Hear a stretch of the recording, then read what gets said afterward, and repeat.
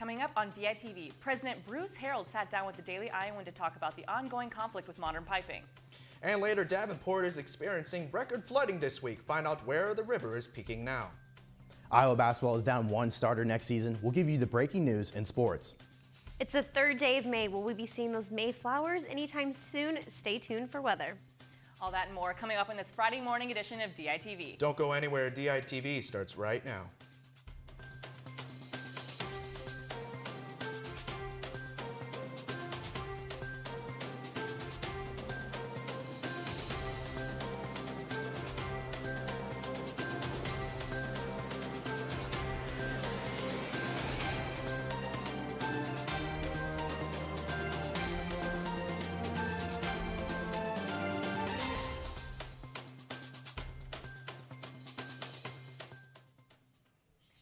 Good morning and thank you for tuning in. I'm Abby Napolis. And I'm Jacob Gunther. We begin with an update on the dispute between the University of Iowa and the Cedar Rapids-based construction company Modern Piping. We have the Daily Iowan's managing editor Marissa Payne to talk about her interview with the University of Iowa President Bruce Harreld. On the subject, good morning, Marissa. Good morning, Abby. The Daily Iowan recently reported that the university has paid a portion of the court-ordered settlement to Modern Piping. The UI still owes $13.5 million and has placed those funds into an independent attorney's account. The attorney has been instructed to not pay Modern Piping until the UI receives final as-built construction documents from Modern Piping, which show what's behind the Children's Hospital walls. Now President Harreld says the UI is exploring the option of using a third-party company to create those documents from scratch. Well, I'm beginning to think they may not exist. I would say a reasonable person would start asking that question at this stage. And so here we are with a fairly sophisticated, complex structure that has operational issues every day within it, just the way all buildings do. So Marissa, did President Harreld indicate what this might mean for the Children's Hospital budget? He said there is not a solid estimate on cost, but it would be several $1 million. The UI would try to get Modern Piping to pay somehow, maybe through legal action. The UI may have to request an increase in the Children's Hospital project budget from the Board of Regents, again, as they already increased the budget in April by $32.5 million. That was Marissa Payne live in the newsroom. Be sure to stick with the Daily Iowan as we provide more details as they come. In 2017, the University of Iowa notified its residents that the water system no longer satisfied the Environmental Protection Agency's safe drinking water standard. Since then, UI graduate student Robin Williams has been working to change that. This semester, Williams set her focus on the English River watershed, which is a watershed a few miles south of Iowa City. After studying the watershed, Williams started working on the Iowa Watershed Approach, a project that sets out to mitigate the financial losses and water quality issues that stem from agricultural runoff flooding. For more information on this story, visit dailyiowan.com. And speaking of water, we have Daily Iowan weather anchor Mackenzie Cooper in the weather studio with an update on the devastating floods in Davenport. Good morning, Mackenzie. Good morning, Jacob. The city of Davenport has experienced record-breaking flooding. The previous record was set in 1993 with the water level peaking at 22.63 feet. That record is no more. At noon on Thursday, water levels reached a new record of 22.64 feet, with the river expected to reach 22.7 this afternoon. Davenport doesn't have any rain in the forecast for the weekend, and if they don't get any, the water is expected to drop below 24 feet by Sunday afternoon. Now, let's take a look at Iowa City's forecast. This morning, we can expect to see partly cloudy skies with chances of some sunshine in the afternoon. The high is expected to reach 51. This evening, the clouds will remain in view, and the high is only going to decrease a little with temperatures expected to reach 48. Now, let's take a look at our extended forecast. Be sure to enjoy the weekend because these next 3 days are the only chance of sunshine for a while. Today's high will reach 61 and remain cloudy for the most part. On Saturday, the temperatures are expected to hit nearly 70 degrees with partly cloudy skies. The low in the evening hours are expected to dip, so be prepared for a low in the mid-40s. Sunday's temperatures are expected to hit just at 70 degrees with partly cloudy skies. But be prepared for some showers because we will see a nearly 20% chance of rain. It doesn't look like those April showers are going anywhere on Monday and Tuesday. Thunderstorms are expected to hit Monday evening with the high reaching in the low 70s. Nighttime lows are expected to reach the high 50s. It looks like those evening storms will make its way over to Tuesday with an 80% chance of thunderstorms expected expected throughout the day. The temps will be a bit colder with the high expected to reach the high 60s and a low in the low 50s. Hopefully we'll be seeing the end of these storms soon enough and those Mayflowers can finally bloom just in time for graduation next weekend. Abby and Jacob, back to you. Thank you, Mackenzie. From weather to news, Mackenzie Cooper sat down with Assistant Professor Ebony Johnson to see how she's changing disparities in healthcare system. The University of Iowa is home to many unique departments that strive to help people in the community and around the world. That's where Dr. Ebony Johnson comes in, Assistant Professor in Rehabilitation and Counselor Education. My main courses focus on multiculturalism and diversity and social justice and also ethics. With this focus area often brings up unique disparities people may face due to race, ethnicity, sexuality, and overall health.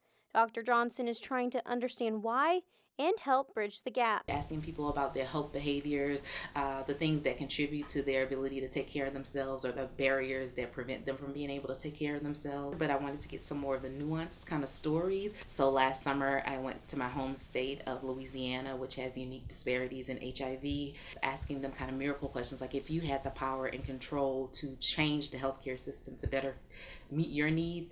And so I'm in the midst of kind of like detangling that data now so that I can put it in the literature so people that have the power, key stakeholders, can do something to help with those interventions. But no matter where her research takes her, Dr. Johnson is glad to be in Iowa. So I really like the legacy of not just a university, but the program. And I felt that I'd have the structure here to kind of take my research to the next level. I thought this place would offer the right supports. Reporting in Iowa City, Mackenzie Cooper, DITV News. Well, the University of Iowa's basketball is out of season, but that's not staying out of the news. Of course not, and we have Zach Lohman in the sports studio to tell you more about what you need to know about sports. Zach, take it away. That's right, guys. We'll start off this sportscast with breaking news out of the Iowa basketball program.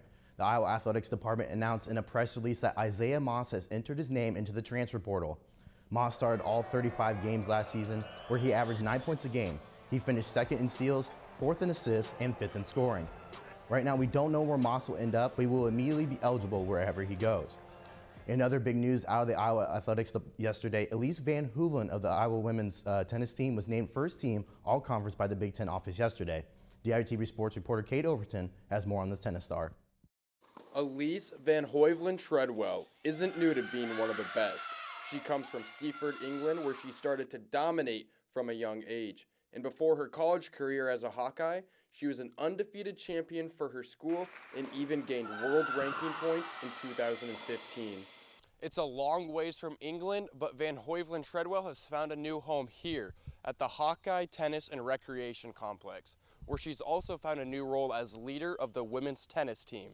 Yeah, just like the team thing is like more important for me right now, like just helping everyone individually and then just working collectively as a team. Van Hooven Treadwell has been one of Iowa's best ever since she got there. There's no surprise that she has been all Big Ten for her third time in 3 years. And as only a junior, Van Hooven Treadwell is making her mark in the Iowa record books. She became just the 5th Iowa women's tennis player to receive all Big Ten honors 3 times.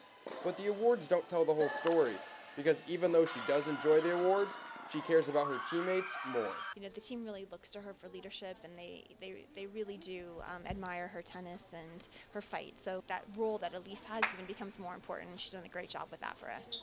With her senior year still to go, Van Hooven Treadwell has a chance to become just the 3rd NCAA qualifier ever for the women's team. Reporting from the Hawkeye Tennis and Recreation Complex, Kate Overton, DITV Sports. Moving from the courts to the diamond, the Iowa Hawkeye baseball team has won nearly 75% of their home games in the last 5 years.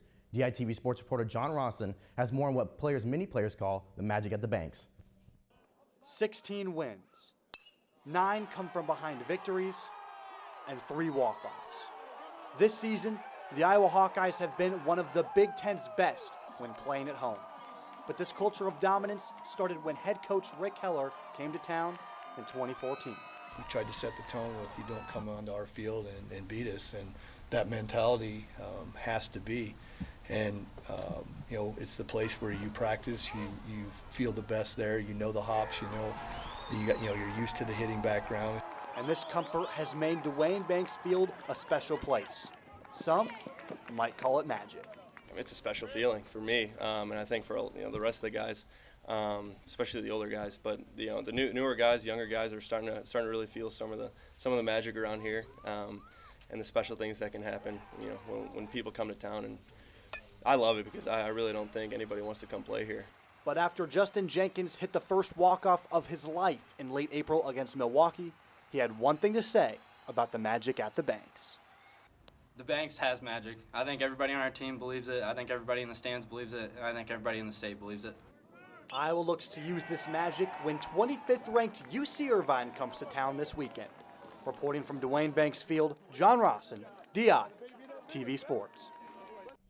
And there was a little extra magic at Dwayne Banks on Wednesday night when Iowa defeated Western Illinois 8-7. This win was head coach Rick Heller's 200th victory as a Hawkeye. He's going to try to get win 2-0 night tonight when Iowa hosts the 18th-ranked Anteaters of UC Irvine. But Iowa's going to have to compete without one of their best players. On a local radio show yesterday, Coach Heller said he may have seen Mitchell Bowe play his last game as a Hawkeye. Against Ohio State last weekend, Bowe suffered 3 facial breaks that required surgery after colliding with Zeb Adrian. Bowe started 39 games this season and has played over 180 career games in the black and gold. Here's what Coach Heller had to say about both Bowe and Adrian's status.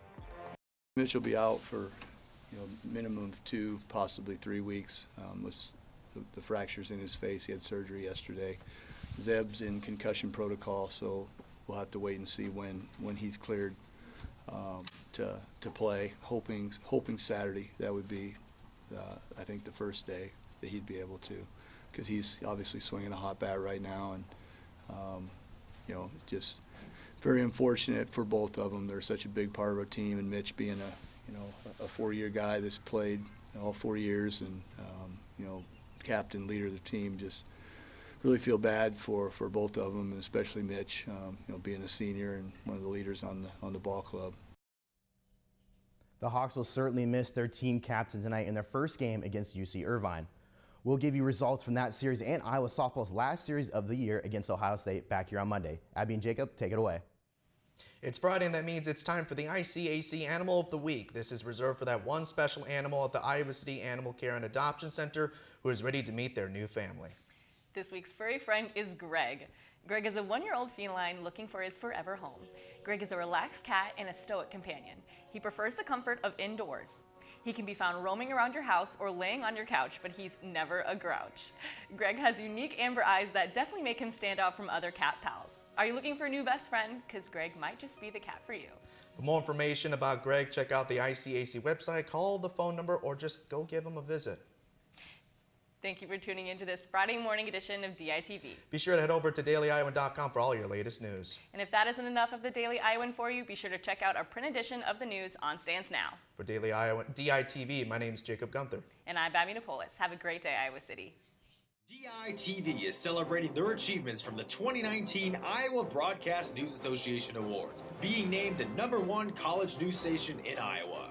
The IBNA has also recognized DITV with Best Sportscast featuring Lucy Rodine and Natalie Acapeti, Best Weather Coverage from DITV's Weather Team, a first place finish in spot news coverage by Noah Gowdy, a second place finish for an in-depth series by Bo Bowman, second and third place finishes for Best Newscast produced by Anthony Caligiuri and Becca Scadden, feature reporting and political coverage by Sydney Zatz, excellence in reporting, general reporting, and public affairs by Caitlin Cluck.